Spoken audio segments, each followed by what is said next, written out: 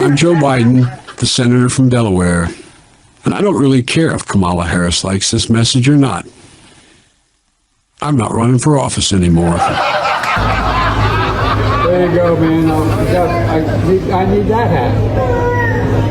Want my autograph? Hell no. You know my name. Come on. I ain't going that far. Yeah. You would do a selfie. There you go.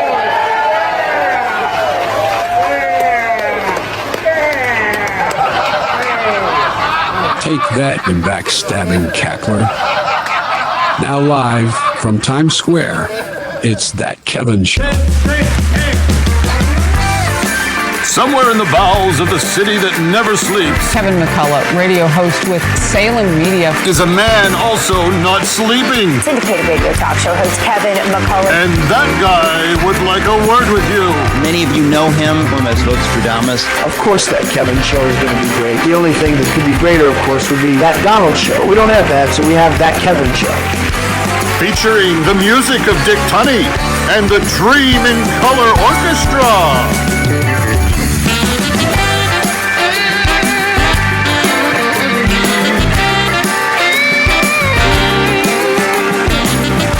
Tonight, a power-packed episode.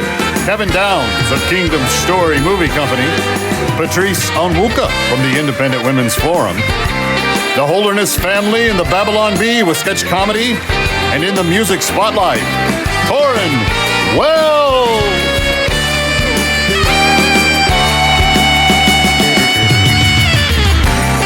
And now, from Times Square, a man who is the only person on the stage raised as a middle-class kid and has a plan.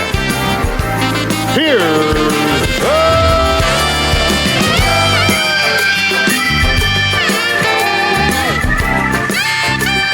Great to have you with us, friends. Welcome to the weekend. Welcome to the brand new set of That Kevin Show. Between the band and the new set and the cool news that's going on, we got all kinds of things, all kinds of reasons for you to be with us every weekend. So thank you for taking the time to do that. I don't know if you paid attention this week, but it was kind of a mess of a week. And I'm not just saying that because I'm a New Yorker and we get very emotional about 9/11. And we do. We get very emotional about 9/11. Terrorists tried to kill us. That's what they tried to do. And the Kamala Harris side of the equation doesn't seem to remember that well. Although, I'm not trying to make Donald Trump mad here. They both did show up at 9/11. And I was grateful for that. I thought it was good for the kind of representatives of both parties to be there and express solidarity. Because we don't have any solidarity on any of the rest of it. Kamala Harris wants the terrorists to win, and Trump and the rest of the universe wants the good guys to win. That's just kind of where we're at. But 9/11 came after 9/10, and 9/10 was a mess of a night. I don't know if you paid attention, but there was a little bit of controversy about 9/10. And I don't know if you saw it, but not everybody thinks that Kamala Harris won. Someone in particular named Jake Tapper. Vice President Harris began the debate by punting the first question on the economy. Do you believe Americans are better off than they were 4 years ago? So I was raised as a middle-class kid, and I am actually the only person on this stage who has a plan that is about lifting up the middle class and working people of America. It went on from there. Despite the economy being the #1 issue facing the country, the sitting vice president generally reverted to talking points about a few of her policy proposals. Even Harris allies today are saying that she needs to talk more about what she will do for Americans if elected. Senator Bernie Sanders will be here in a second to talk about more about the need for her to fill in some of those blanks. On the border, another vulnerable issue for Harris, she also dodged. would you have done anything differently from President Biden on this? So I'm the only person on this stage who has prosecuted transnational criminal organizations for the trafficking of guns, drugs, and human beings. Okay, that wasn't the question. When asked how she would break through the Israel-Hamas war stalemate, Harris said this. We need a ceasefire deal and we need the hostages out. And so we will continue to work around the clock on that. Okay, but again, how? Now, you talk about somebody that Kamala Harris does not want actually saying the things that he just said. Jake Tapper's that guy. It's remarkable how at the end of the week when President Trump said, you know what? I think I've done my fill of debates. We had one with the other guy. We had one with his replacement. He won both of them. And you don't have to take my word for him winning both debates. The snap polls and Jake Tapper's analysis. Jake Tapper's not a right winger. This is certainty that her team, the night of the debate, within the hour of the debate being over, saying, hey, we want another shot at this, is a sign that they don't think they won because they didn't. And there's a reason why they didn't. Jake Tapper touched on a little bit of it, but I think the bigger reason is because everybody on God's planet knows that she was lying. Take a look. My plan is to give a $50,000 tax deduction to startup small businesses. But we've got to increase the corporate tax rate. State taxes are going to have to go up. I believe in the ambition, the aspirations, the dreams of the American people. I will snatch their patent so that we will take over. The question is, do you have the will to do it? I have the will to do it. The cost of housing is too expensive for far too many people. Bidenomics is working. It's working. It's a term we're very proud of, I must tell you. I'm going to invite you to attend one of Donald Trump's rallies. Now, I will tell you the one thing you will not hear him talk about is you. It was hardworking patriots like you who built this country, and it's hardworking patriots like you who are going to save our country. I want to really see something that said, take a look at what happened. Fight, Daddy. My love, you must fight. Fight. I love you, Dad. I'm proud of you, son.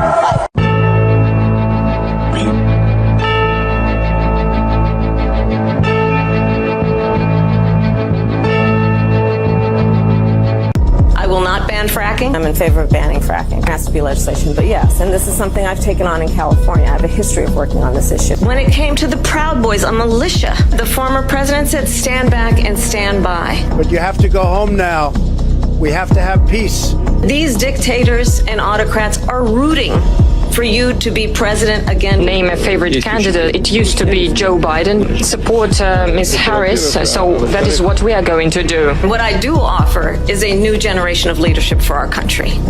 One who believes in what is possible, one who brings a sense of optimism. We all sing happy tunes and sing Merry Christmas and wish each other Merry Christmas. How dare we speak Merry Christmas?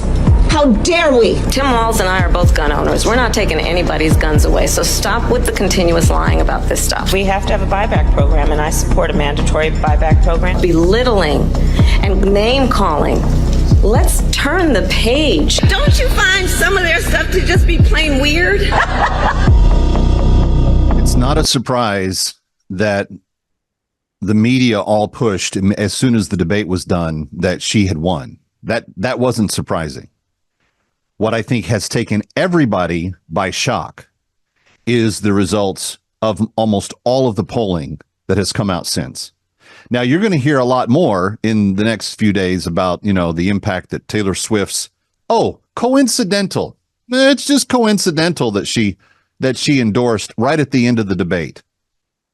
Friends, I am telling you, there is a Trump win coming here because their candidate has no real stuff to what she's doing. There's no real policy. There's no real... Kev, how can you say that? She put up a policy page on her website. Do you know how it got there? Most of the stuff that is on the policy pages at KamalaHarris.com has been copied and pasted from JoeBiden.com over to KamalaHarris.com. Do you know why we know this? because really smart internet people went and grabbed the code that you can see if you know how to grab it off of a web page. And you know what they found? They found that it actually was the code from Joe Biden's website. She can't even plagiarize properly. How is she going to lead the free world? Which might be why Joe Biden put that Trump hat on. The more I think of it, she tossed him overboard like yesterday's egg salad. He probably didn't appreciate it. Did you know that there's even footage of him still getting on Air Force One later that afternoon with that same Trump hat in his hand? You can't make it up, friends. You can't make it up. We got a huge show. Patrice Onwuka's with us next. Don't go anywhere. You want to be here. It's That Kevin Show.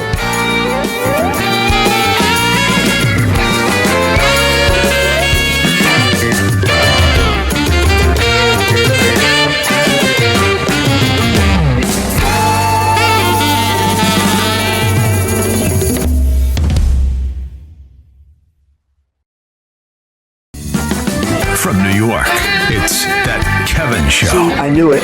Come on, Kev. What's a few classified documents between friends? I told you all the time. I knew it. I knew he had some too. Here he is.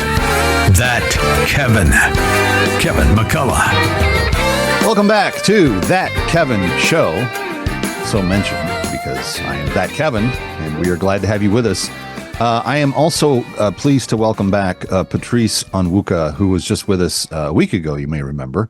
But since that time, we've had a presidential debate, and there have been some plans mysteriously cut and pasted onto Kamala Harris's website that now give us some detail of what she wants to do from an economic perspective. Patrice Onwuka is the economic policy advisor for the Independent Women's Forum. She heads up the Center for Economic Policy or something along those lines. Patrice, it's good to see you again. Thanks for being here. Oh, it's great to be back, and thanks for having me. You are a mom. You're a professional woman. You have degrees. You are very studied in the world of economics.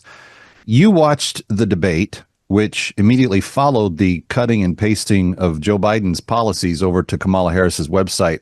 We know that's the case because the code actually got copied into her website. So when web writers were looking at her website, the code said, this says joebiden.com in the code. How seriously do you feel like she's taking economic issues if this is her approach to policy and based on what you saw in the debate? I don't think she's taking it seriously in as far as it can get her elected. She's saying everything that she has done the opposite of in the past, only because she thinks that that is going to win her votes. But really, her actual agenda is a radical agenda. It's a Marxist agenda. It's an agenda that's going to drag us into socialism territory. And what that looks like is less choices for consumers, higher prices for consumers, a strangling of small businesses, and frankly, the shrinking of the middle class, the exact opposite of what she's claiming to be supporting. Okay, this is stuff that they're not hearing in a lot of other places. And certainly the moderators on the debate night did not do 1/10 of the pushback that you just gave to the Harris economic agenda. With no guile in my heart at all, I just want us to lay out the facts so that people can have a fair assessment of what we're talking about. She mentioned, and it was odd because the next day I was around some professional women and one of them brought it up, but she mentioned repeatedly an opportunity economy, $6,000 for the child tax credit. By the way, I don't oppose the child tax credit. By the way, neither does Donald Trump. $25,000 she's already mentioned to give first-time home buyers and $50,000 to give first-time business startups. Now, Patrice, that's a lot of money to just be given away. Where does it come from? Well, it comes from where all of the trillions of dollars came from during the pandemic, printing money, which is, it's created out of thin air. And when you print money with no value behind it, it causes inflation. That's the end result of this. when we talk about all of the things that she put forward, her opportunity economy, I think she ripped that off of some conservative economic policy website, maybe even ours. But what she's trying to do is really just try to buy votes. $50,000 for new businesses.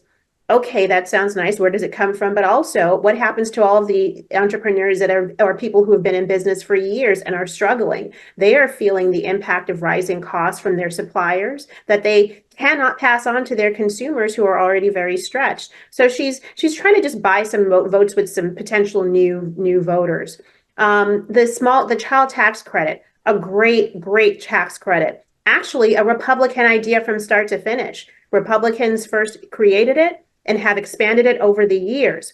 What the Biden administration did was to warp it into a weird version of itself that undermines work. Before, to have take the child tax credit, there was a work requirement attached to it. But President Biden removed that work requirement and gave it out in monthly payments, if you remember. So families were getting free money every month as though it was a universal basic income. That is, I think, where she wants to go with this idea of expanding the child tax credit. I love the child tax credit, and I think it's a great idea, but it needs to be tied to work, and work needs to be an incentive. All of her ideas, they're either giveaways, the $25,000 for new home buyers. Okay, that sounds nice until you recognize that home sellers will then increase the prices of the houses that they're selling by $25,000. So really, you've just given new home buyers money that they're not going to really use because the values of the prices of the homes are just going to rise even more. That's not going to help the housing market. So these ideas sound really nice and jazz people up, but when you look at the economics behind them, they do nothing. Meanwhile, she has not retracted her statement. She wants to get rid of the 2017 tax cuts. Every economist from every news outlet, from the Washington Post to the Wall Street Journal, have said that most people got a tax cut in 2017. She wants to overturn that. And she says she's not going to raise taxes for households making less than $400,000. But there are lots of ways that by increasing taxes on corporations, it's the workers who lose jobs, they lose pay increases. So there's like an indirect cost to all of this. And of course, it's all going to fuel inflation. Well, she made a big deal about trying to say that, she hasn't changed any of her values and that she's essentially the same person as she's always been. When you are in a debate where you don't get fact checked on what you say, but your opponent gets fact checked a lot on what he says, it's kind of easy to make that claim and then be allowed to scoot forward. But she has embraced some of the most dangerous economic ideas out there, and she has not recanted them. Specifically, she was a co-sponsor of the Green New Deal. Before we go to break, Patrice, I'd like to get an understanding of what kind of impact would the Green New Deal, if fully implemented, what kind of economic horrors would that unleash on our country? It would decimate the energy, the domestic energy production that we have in this country. It would subsidize a lot of industries that are frankly failing because they're not meeting the demands.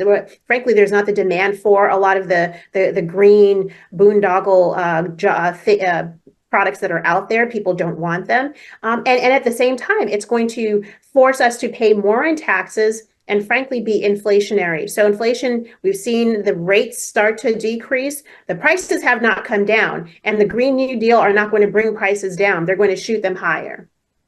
She's one of the smartest ladies on the economy in our country. Patrice Onwuka is going to stay with me through this break, and when we come back, we're going to delve a little bit more into this debate. But friends, I really want you to understand the importance of what we are up against in this election. We are dealing with a media establishment that is literally willing to give this woman who received no votes, was hand-selected by elites, was thrust upon even her own political party as a nominee, and they are now trying to scoot her across the finish line without letting the voters really understand who she is. I've never seen, you talk about an assault on democracy. I've never seen an assault on the actual intelligence and democratic idea of America the way one is attempting to be thwarted upon us now. And that's why we're glad to have the Independent Women's Forum and Patrice and others joining us to talk about these important subjects. Stay with us. Stick around for more of That Kevin. Next, That Kevin Show with Kevin McCullough.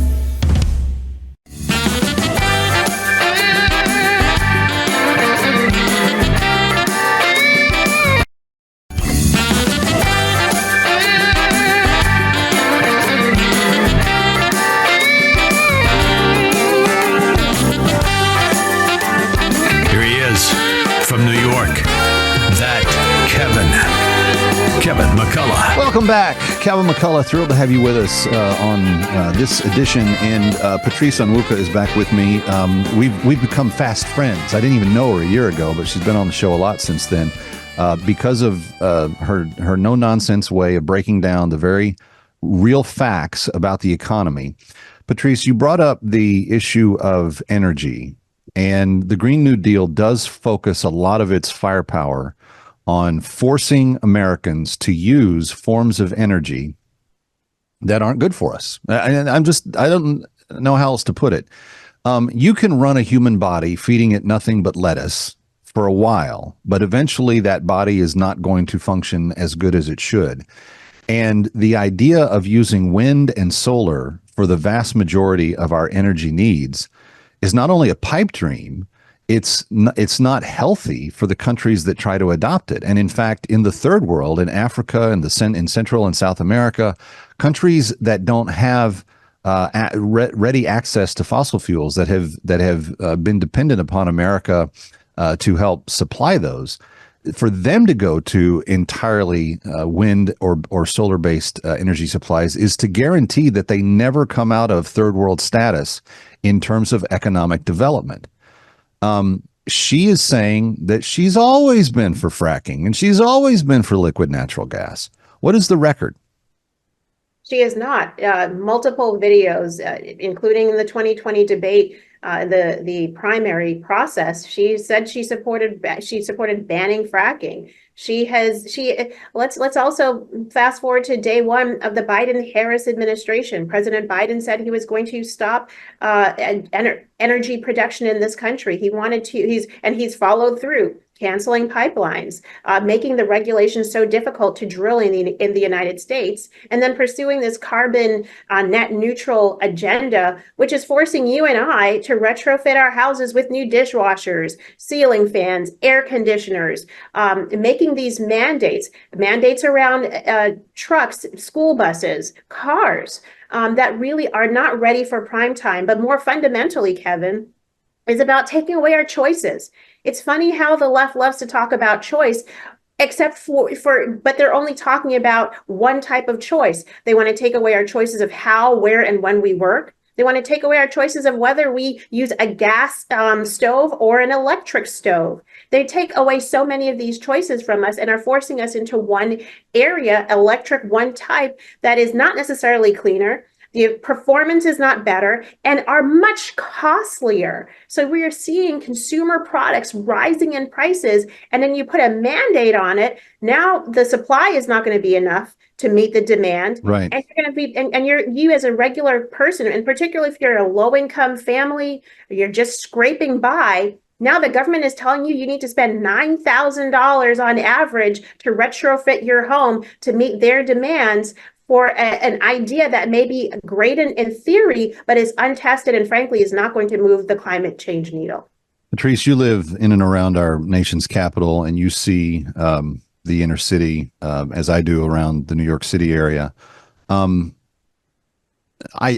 see faces in my mind when I hear her espousing these policies, and I see the pain that's on their faces, and I'm wondering, is she resonating with these kind of pie in the sky ideals with people that have a hard time deciding between groceries or gas this month, trying to understand, where they're going to be able to make ends meet if they had like some sort of major emergency happen in their life. How is she coming across, do you believe, to the voter base, specifically African Americans, that she's really trying to target, because she was worried that Trump was making inroads with them? So these communities you're talking about, I grew up in. I came to this country from the Caribbean. My family sold everything, started from scratch, and lived in the ghetto. And they managed, my parents worked menial jobs, saved money, and bought a house on the outskirts of town, thank goodness. Put us through public schools. We're success stories. But I know those families, and I know those families because at one time those families were mine, where we were heating our home with space heaters, where we had one window in our top attic apartment, and so when I hear, oh, you need to just, retrofit your apartment with these new technologies, it's going to save you money in the long run. Well, the upfront costs are prohibitive when you are still trying to make ends meet. It so happened that just yesterday I testified before a House committee on energy and commerce about this issue. 44% of low-income Americans in this country are suffering from energy burdens, meaning they are choosing between medicine and energy and the utility bills. Follow her work at the Independent Women's Forum, IWF.org. Patrice Onwuka, thank you for being back with us. We are grateful. Thank you so much for having me.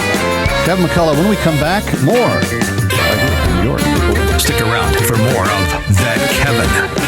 Next, That Kevin Show with Kevin McCullough.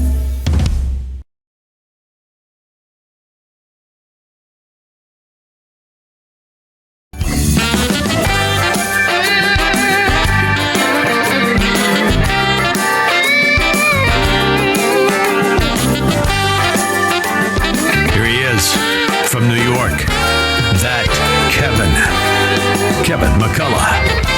Friends, I'm very excited to have you with us for this weekend because a bunch of you have gone to the phone or you've gone to the website and you've decided to help us make a difference. I've been telling you just for the later portion of the summer that this year we are trying to help 600 children who are starving at present to get food for the next year. My partner is Food for the Poor in this endeavor, and they have, for many, many years, been working in 18 of the poorest countries on the planet to help feed children that otherwise would not receive food. And, it becomes practical when you see the stories about Springfield, Ohio, and other places where very poor people have been imported to the U.S. and they're put into communities, and geese and cats and stuff get eaten because this is what poor people do in poorer parts of the world. They find what they can find and they eat what they can eat. But what I love about Food for the Poor is that they're not trying to ship people anywhere. They're trying to get rice and beans, protein and nutrition to the children where they are so that they don't have this problem coming elsewhere. And that's why for the last few weeks, I've been telling you about Food for the Poor's campaign this summer. They've identified 600 children that need our help to be fed for the next year. And for a one-time gift, now listen to me on this, for a one-time gift of $80, that's all. For $80, one child can be fed for the entire next year, 2 meals a day. Now, do the math on that. That's 365 days for the next year. That's in excess of 700 to 800 meals for the year that child will receive. And when they receive it, it's not just, one little, half scoop of rice or something. It's a plate full of food. And that child will then have 2 of those for the coming year, one in the midday, one in the evening, for the next year, when you give a gift of $80 right now. Here's where you go. Instagood.org. Instagood.org is the website where you can click. You just go to instagood.org and you just put the information right there. And then another child's name is taken off the list. Now, I have some good news. Our goal is 600 children, but because of your generosity over the last couple of weeks, we have now surpassed 101 children that will be fed for the coming year. And if you give this weekend, before midnight on Sunday night, but before the end of this show in particular, your gift will be matched child for child, bite for bite, food for food, plate for plate. 855-349-HOPE. 855-349-4673 is the phone number. 855-349-4673. 855-349-4673.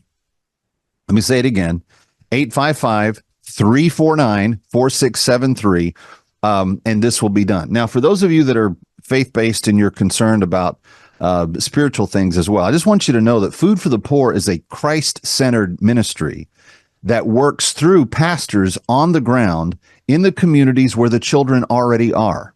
They aren't trying to take the children out of there and bring them to the U.S. They are reaching the children where they are. But these are children that live in truly abject poverty. Just a couple of years back, I was traveling with Food for the Poor to a very remote location. And when we got to the village, was called Kadwa, where we were going, it was one of the most horrific things I'd ever seen. First of all, we had to drive to the wilderness, and when we got to the edge of where the roads stopped, we had to walk almost another 2 full miles into where the village of Kadwa was. This was in the nation of Haiti. I have a son that I've adopted from Haiti. This is a country that's very much on my heart. And as we were walking back into this village of Kadwa, I noticed that there were no real water supplies coming into this area. There was no stream. There was no lake. There was nothing like that. And when we got to the edge of town, I noticed there was one kind of water retention area, but it wasn't very big. It was like a very, very small pond. And in this pond, there were animals coming and going. Some were drinking from it. Some were doing other things in it. But this was the water supply for that town. And there was a little building that was, I think it was the church, but the pastor of the church was trying to hold a little school class in there. And when we were coming back in there, I looked and saw the remnants of a village that had evidently been there for a little while.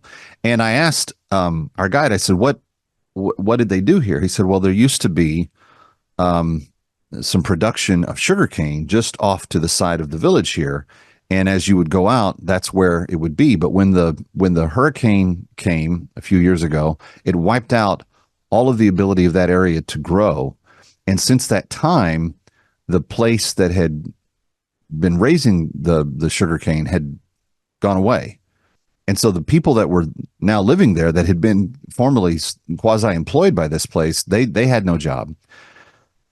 And they have children and so forth. So that year I came back and I asked my radio listeners and I said, will you help us do this? We need to do two things. We need to build a water supply for them and we need to get them food. And we did it. We got a sand water filter that is solar operated, and it would take out 99% of the impurities of the water that would be retained through rainfall and so forth.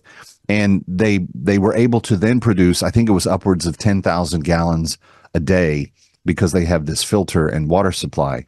And then we were able to take their feeding program, which is what we're talking about tonight, and make sure that all the children. So I went back a year later with Food for the Poor again, and I got to see the same town, and it was revolutionized. Children some had grown a little bit. I could tell the difference in their sizes, and I remembered some of their names. And the mothers were happy. There was this one little girl that was so happy to have clean water and the food every day. And friends, these are the kind of people. The pastor that was there that day that led us around, he was still there a year later, and he was so grateful. These are the kinds of situations that we're helping right now when you give a gift at 855-349-4673. 855-349-4673. Instagood.org. Insta, like Instagram or instant. Instagood, G-O-O-D, Instagood, all one word, .org.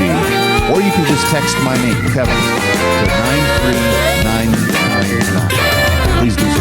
Stick around for more of That Kevin. Next, That Kevin Show with Kevin McCullough. Well, it's official. My wife has already decorated for Halloween. Let's go to the highlights. Okay, she's coming in from a walk. She looks sweaty because, it's 93 degrees out still. She's going to put her shoes in the closet, opening the door, but that's trouble. She notices in the back a plastic jack-o'-lantern and a giant spider. Again, it's early September, over 2 months from Halloween, but we know that face. She misses fall. She's going for it. She got the spider. She got a giant bucket full of zombie arms. She's got another jack-o'-lantern. Oh, no. She's got a nutcracker. It's more than 100 days from Christmas. She thinks about, good. That would have been a Hail Mary. No pun intended. Okay, she grabs the life-size scarecrow and she's off to the races. There's nobody near her. Literally, no one in the neighborhood is near her because, Halloween is like 45 days away. But here we go, down to the end zone. Touchdown! Somewhere in the bowels of the city that never sleeps, Kevin McCullough, radio host with Salem Media, is a man also not sleeping. Syndicated radio talk show host Kevin McCullough. And that guy would like a word with you. Many of you know him from as Nostradamus. Of course that Kevin show is going to be great. The only thing that could be greater, of course, would be that Donald show. We don't have that, so we have that Kevin show. Featuring the music of Dick Tunney and the Dream in Color Orchestra.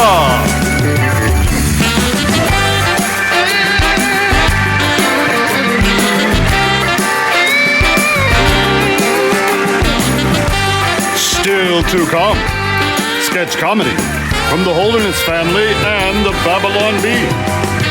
Movie producer Kevin Downs and White Bird. And more spotlight tonight from Tauren Wells.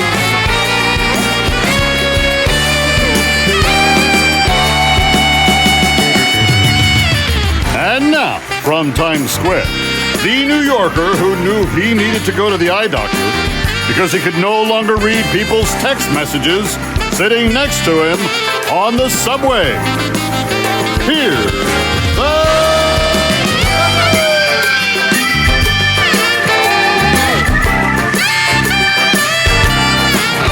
That's not nice, Dave. That's not nice at all. I don't do that. People do that. Look, see, this headline shows people do it. And if you are writing an article about it and you're asking, are you the worst person? I think the answer is yes. Keep your eyes to yourself. It feels creepy when you look up. It feels creepy when my kids are looking at my phone over my shoulder. I don't want some person on the subway looking at it. It's none of your business. You really want to see what the lovely bride, how she's asking me to bring the milk home for... Well, anyway, let's get to the news. Here we go.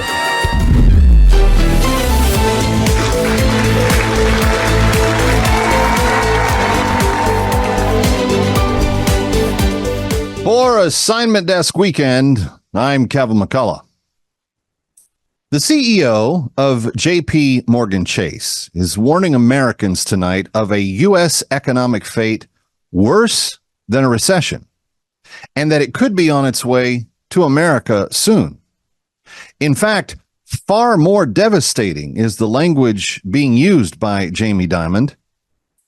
Assignment Desk Weekend has learned that this fate is tied directly to the potential of screeching sounds of high-pitched cackles coming from the Oval Office if a certain presidential candidate were to prevail this fall. Will he or won't he? That's the question that Kamala Harris's campaign is asking after President Trump appeared to open the door slightly to a potential third debate in the 2024 presidential race. Ironically, will he or won't he also appears to be the question that Joe Biden now faces whenever he's asked about his newest pastime, trading for Trump hats. Just for giggles. The New York Times is trying to save face by eating a bit of crow. This week, the old gray lady on Friday, admitting that not only did Trump fare much better than what they had reported in this week's debate, but that his wildest sounding claim about Kamala Harris fact checks as true. Yes, they report, Harris does want to use tax dollars to turn migrants into transsexual surgical candidates. But as it turns out, she also wants to eat cats in driveways in Ohio. In a new survey of Gen Z voters, the VP is trending poorly on truth-telling. Assignment Desk Weekend would like to point out that we've noticed this Gen Z trend as well. No, literally. Tonight at dinner, at home, my high school freshman said, "Dad, the memes are out of control." I asked him, "Well, what do you mean, son?" His response, she literally says something, and then there's a video of her saying exactly the opposite from just weeks ago. For Assignment Desk Weekend, I'm Calvin McCullough.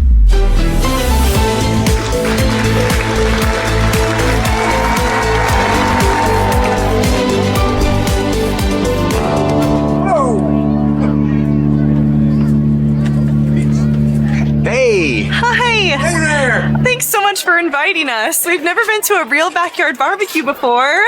Your LA neighbors never invited you for a cookout? We never met our neighbors. You need to meet the host. Oh, yeah. Yes. Howdy. Hi! Welcome. Folks, this is Clay. Hey, how you doing? I'm Timpani, she, her. I'm Steve, he, him. Well, Timpani, she, her, and Steve, he, him. I'm Clay. Hey, Sam. Why don't you just meet these new neighbors that we have? They're the ones that Kevin was telling us about. Yes, well, welcome to our humble little hacienda. Hey, mi casa es su casa. Oh, I know this one. Go. Hey, vato, go Doyers. The Latinx love me. My gardener Javier nicknamed me Caranito. It means he cares. Anyway, we brought a salad. Ooh. It's a quinoa kale salad with a balsamic reduction. Jennifer Aniston ate this every day on the set of Friends. Oh, bless your heart. I'm just gonna go set this somewhere else. Thank you. That's so sweet. I better go check on the ribs. You two have fun, you hear? Ribs. So I heard you guys moved back to California. Actually, is that true? Oh, we did. But when we got there, squatters were in our homes, and by state law, we can't evict them for months. So we moved back. That's horrible. We had no real right to the house anyways, it being on the traditional and unceded homelands of the Tongva, Chumash, and Kitsch peoples. Huh. Well, we are about to eat, so we're going to say a few words. A land use acknowledgement. Grace. I don't get it. Pray. Oh, like the emoji! Exactly. Oh. Just like that. All right, everybody. Why don't you guys come on over? Let's take our hats off. Let's bow our heads now. Lord God, Heavenly Father. Or Mother. We just pray. Bless this meat we are about to eat in the name of Jesus. Who was a person of color. And everybody said, Namaste. All right, let's get you guys some food, huh? Remember to take a napkin? Remember to take a napkin? You need one of those? Oh, yeah, thank you so much for coming! You know, this line might be a little bit too long. Why don't I get you something straight off the grill? Oh, yes. Hey, partner, what are we working with here? Well, we got sausages, brisket, ribs, your choice. Do you guys have any vegan options? Oh, that's beyond impossible. Great, we'll take either one of those. Oh, what he means is, it's beyond impossible to find a vegan option at a Texas cookout. Too bad. Oh, I guess we'll just have a bun with some ketchup on it. I can get that. Great. It's gluten-free, right? Sure. Awesome. I'm gonna need you to eat all of this. I can still hear him crying sometimes. Excuse me, Samantha, have you seen my husband? He disappeared a little while ago and I'm starting to get worried. Oh, well, why, sweetie? You think this is one of those Get Out movie situations? Of course not. Is it? You know, I think I saw the fellas going around that side of the house. I'm sure Clay's just giving him a hard time. Okay. Well, good. This one came from. What have you done? Maybe it's not what it looks like. Eating meat. It was an accident. It means nothing to me. I just slipped and the meat fell into my mouth. It was crazy. I don't even know you anymore. Baby! Don't go. Not yet. You gonna run after? In a minute. I just haven't had real food in so long. Oh man, that's all right. Now you're home. It's so good. Just keep on going. It's so good. So good.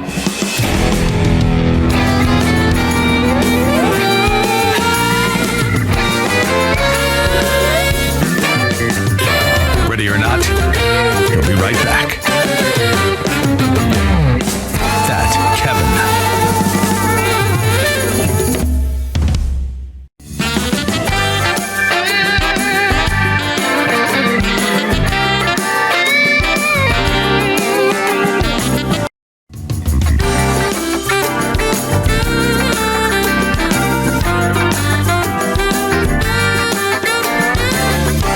Now, back to That Kevin Show with Kevin McCullough. Welcome back to Times Square. Kevin McCullough, glad to have you with us. And on the weekends, we like to have a little bit of fun and talk about some of the things that are culturally going to be impacting your life. Not just the top headline of the day, but also some of the things that you as people of values can enjoy and enjoy with your family, especially. And my next guest is part of the Kingdom Story Company that has set about on this mission to do just that, with a very good film that's coming to theaters October 4th. And I think that you're going to really be moved by this. Kevin Downs, part of that Kingdom Story Company. Welcome back. Hey, Kevin McCullough, how's it going today? I'm hanging in there. It's been one of those days, but we're making our way through it. White Bird is, by everything that I've read and seen and heard about this film, is going to advance the kind of universe, if you will, of the film Wonder. And that was a real heartwarming winner when it hit theaters a few years ago. Why did Kingdom Story want to be part of this kind of subtext of that story? Yeah, I mean, first and foremost, for Kingdom Story Company, we are making movies that showcase the power of the gospel in a way that provides audiences with a rush of hope. And all of our films have those thematics. Typically, true stories are based on really popular books. And so White Bird was brought to us by our partners at Lionsgate. And when we understood what the thematics of this were about, which is successful book where the main characters who are living through Nazi-occupied France during World War II, younger characters, but yet this recurring theme of what an act of kindness, a selfless act of kindness can do to impact people around us, not only for our own life, but then generations. We were all in. And so the filmmaker, Mark Forrester, has done some incredible films in the past. We're honored to be able to work with him. We provided a couple of tweaks on the film that I thought would be very beneficial. But other than that, I mean, he's a master craftsman at a level that it's just really an honor to work with him. Some of the movies that he's done in the past are incredible. So for me, I mean, literally, I could put it as simply as this: let's get the message of White Bird out there, which is a message of kindness, which I think our country needs right now. And grab a bucket of popcorn. And, because of the strikes, the union strikes earlier this year and last year, we're kind of going through this period where there's not very many great films in theaters. And so Lionsgate held on to White Bird just for that very reason, to release it at this time where there's just not a lot of great films that are being released because there weren't films being made. I mean, that was kind of the reason why. I don't think a lot of people understand the kind of funnel that you have to continually fill to keep Hollywood coming out. But we are we've had some of those stops and starts within the last few months, and hopefully that's returning back to normal. Or do you feel like it is? Yeah, it definitely is. I mean, production is back to normal for the most part. We just got done finishing a film in production over the summer. And so that was great. That film won't even be out till Christmas of next year. I mean, that's how long it takes to get these movies once you shoot them actually made. But then we're coming out with another one that's our own called The Best Christmas Pageant Ever on November 8th, which is mind blowing. We'll talk about that when it gets closer. But Whitebird for me was one of the best top 5 films on my top 5 list. It's just really such a great film. And I love it. So I'm honored really to be a part of it. Well, if you're a sucker as I am for the World War II era and kind of the global changes that were happening in the geopolitical realm and really how the map was redrawn, and there were so many things that came out of that conflict and in a lot of ways established what the modern era became, and certainly has reacted to, kind of contracted and expanded as it needs to, but it really was the foundation for the modern era. And I am curious about the challenges of taking on that kind of context and history. I can't think of a Kingdom Story film that has done something like this before, but it's beautifully shot and it feels very authentic in terms of that regard. Yeah, that was critical for us. I mean, I think it was one of those things that I'm not sure we would have signed on in the script stage because, like you said, it's very tricky. But to see how Mark Forrester handled it with the visuals, with the talent, and again, it's a film that my youngest is 11, and I will have no problem showing it to him because there's nothing objectionable in the film. A film that takes place in Nazi-occupied France could have some really violent things in it. Nothing in this film I thought was inappropriate for him that he's not already learning in school, and so that was a big factor for me. But to be able to have that conversation because bullying is still present everywhere in our schools, and so to pick up from where the movie Wonder left off. And the bully there, his name was Julian. And so that's where our story picks up, is with him. And you kind of see him put back into this situation where another kid comes up and kind of encourages him to bully this other kid in the school. And then what are the ramifications of that? Well, he gets home and his grandmother, so incredibly played by Helen Mirren, just tells him her story and how her story put things in perspective for him. And so I love the film. I thought Mark did such a great job with it. The actors did such a great job, and I love it that it's coming to theaters October 4th, and people won't be disappointed. That's the main thing with Kingdom Story Company films. If you go, you're not going to be disappointed. It's going to be time well spent. You're going to have a very meaningful conversation at the end of it. Well, I think that's one of the things that people are looking for increasingly. Dollars are harder to come by, and what people are willing to part with to be entertained is something that needs to be something that they feel like they get that kind of payoff from. Let's talk about Mirren's involvement. Obviously, Academy Award winner and maybe the most legendary actress to ever grace a Kingdom Story project. What her role and how it's portrayed and kind of the impact you think she's going to have on the film? I think she's going to have an incredible impact. First of all, just because of her talent, first and foremost, but also her words matter, like to multiple generations. It's generational. But, she has a speech at the end of it that moved me in such a way that I was like, wow, how about that? I mean, it really, all the thematics of the film come out in a tight little 60-second speech that she gives that kind of thrusts the audience forward and out of the movie theater. Is one of those moments that I'm super proud just to have my name associated with that moment, because it has the ability to be able to change people's lives in a positive way, which, to be able to have that impact, that effect, that opportunity, it has to start somewhere. It's got to start with a small little mustard seed. And so for one, Whitebird, it starts right there at that moment. Well, we're going to share the trailer here in just a second. I want people to kind of get a taste for what we're talking about. But if people want to get their tickets early, where do they go? Yeah, you go to whitebird.movie, and you can see the theaters that it's playing in. Also, I think there's the handle at Whitebird Movie is also out there. You can just Google Whitebird and all sorts of things will come up. Do you have an estimate of how many theaters you're opening in on opening weekend? It is opening wide, so definitely wherever you're at, you'll be able to get access to it. Just you're not doing that cool little like stream it for a cost or see it in the theater for. No. Okay, well, there's a lot of people doing that now. Stick around for more of That Kevin. Next, That Kevin Show with Kevin McCullough.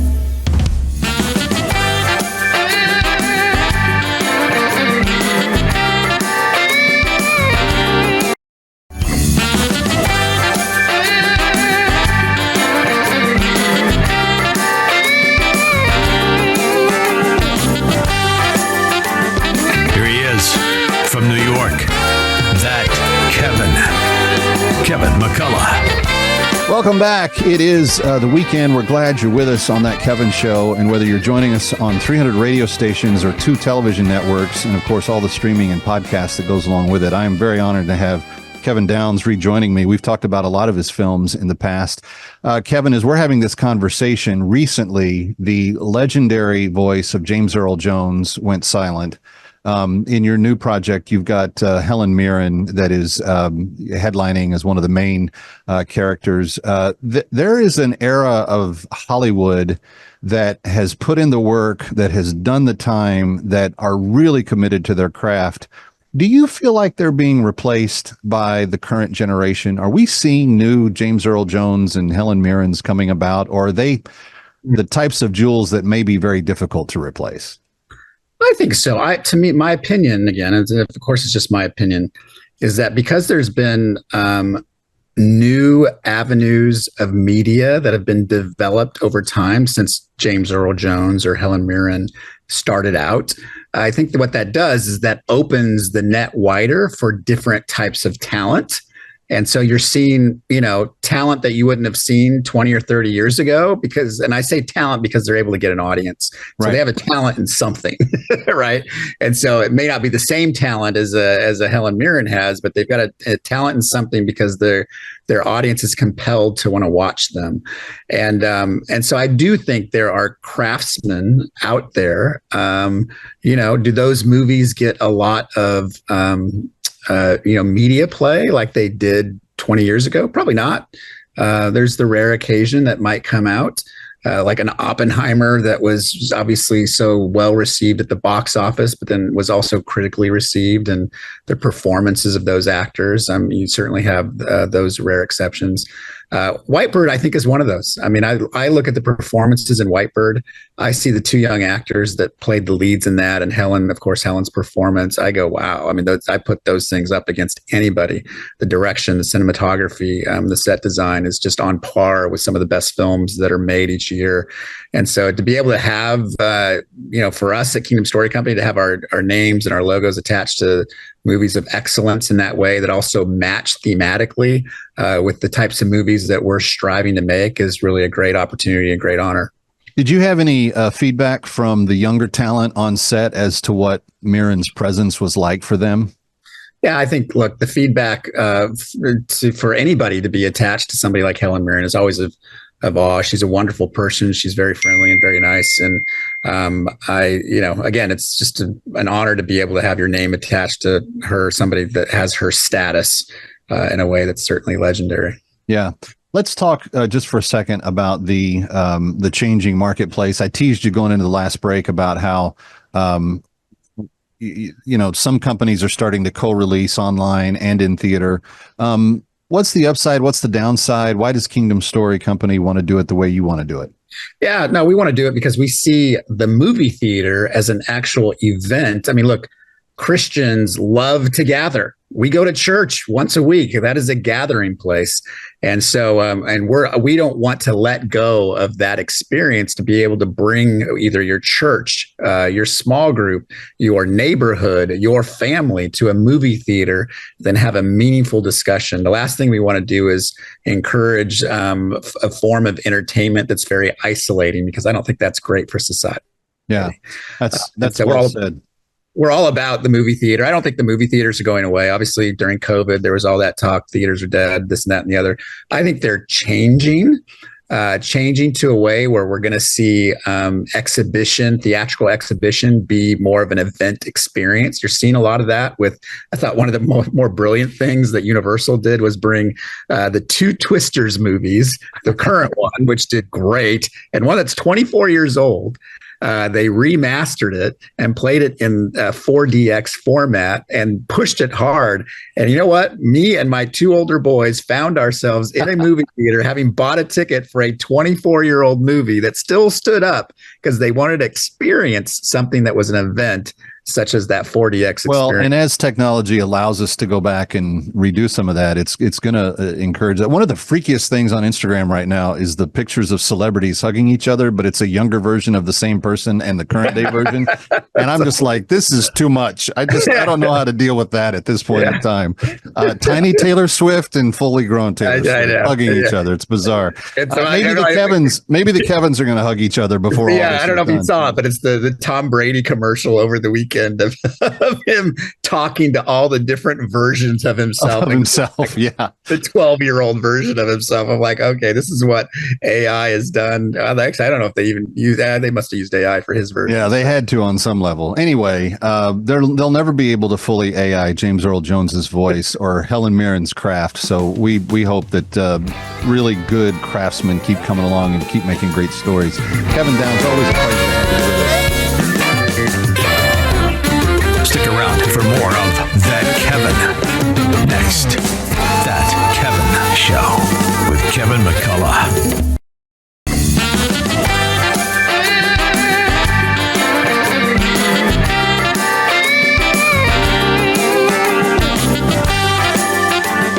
Here he is from New York. That Kevin McCullough. All right, the New Music Spotlight's going to return in just a bit. We're going to close out the night, but I cannot let this moment go by without asking you again. Please help us feed these 600 children that are starving without our help. And if you help tonight, every bite of food that you provide will be matched by a private friend of Food for the Poor and That Kevin Show. This friend has stepped forward generously and said every penny that we will raise tonight, they will match bite for bite, child for child, food for food, and we need your help. So any amount that you can give, if you can write a check for $5,000 tonight, this person will add $5,000 worth of sponsorship. If you can do $500 or $50, whatever you can do, it will be matched if you call before the end of the show tonight. 855-349-4673, 855-349-4673. And any money you give online, the same thing applies. Instagood.org, INSTAGOOD, instagood.org, instagood.org. All gifts will be doubled if you give them tonight. And we've broken past that first 100 children in the last few days, and I want to say thank you for that. Now we have just a shade under 500 kids to go if we're going to get all 600, but we can do this, and we can do it with your help. So 855-349-4673 is the number, 855-349-4673. We cannot do it without you, that's for sure. And if every one of us that could do a little something would do that tonight with the matching gift, we would impact hundreds of children's lives.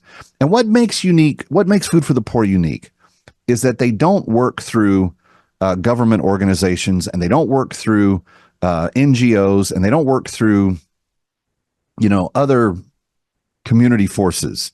They work through the pastors of the local churches on the ground in the countries where they are. They know the children by name that they are going to feed this year.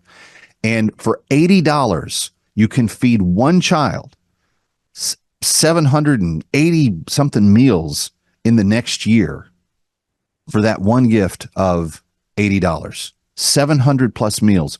And because tonight you're going to have everything matched, that means two children will eat 1,400 meals for the next year because you gave your gift tonight, including the matching gift that will be given. 855-349-4673. Here's what I would like to challenge. If we had several people tonight that could say, you know what, Kev, I've heard what you're saying. I'm going to do a one-time gift of $240. That'll take care of 3 children. That turns into 6 kids right now. Or maybe you want to do what my bride and family are doing. We're going to do $80 a month for the next year. And every month we're going to rescue one more child. But because we're making that pledge right now, that's going to turn into 24 children that we can feed for the next year. doing it on a monthly basis. So maybe you want to do the $80 a month challenge. And in that $80 a month challenge, you could help end up feeding 24 children for the next year, 2 meals a day that would otherwise starve to death. They otherwise would not have what they need to survive. But if you do this tonight, if you match this challenge, that's 24 children that will not die, that will be fed, that will have the meals that they need.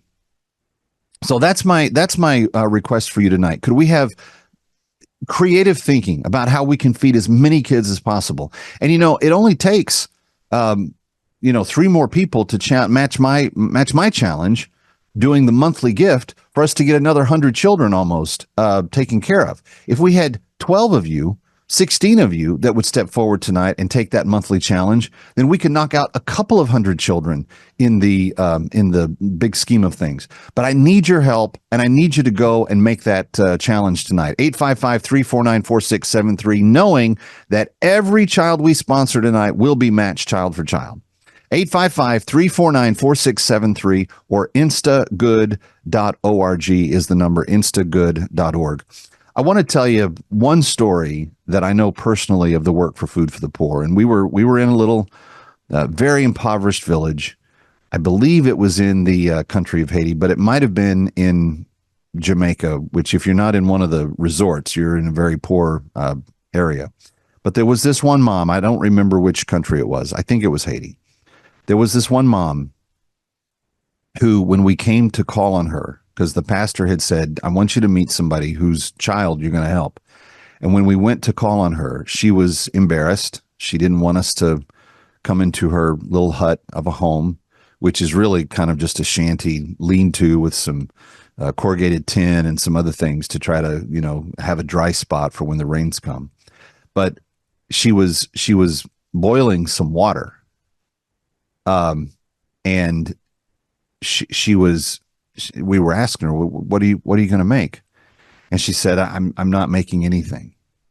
She said, I'm trying to heat up this water and maybe put a little pinch of salt in it. But if I do that and I tell my children it's soup, they'll think they're getting something to eat tonight.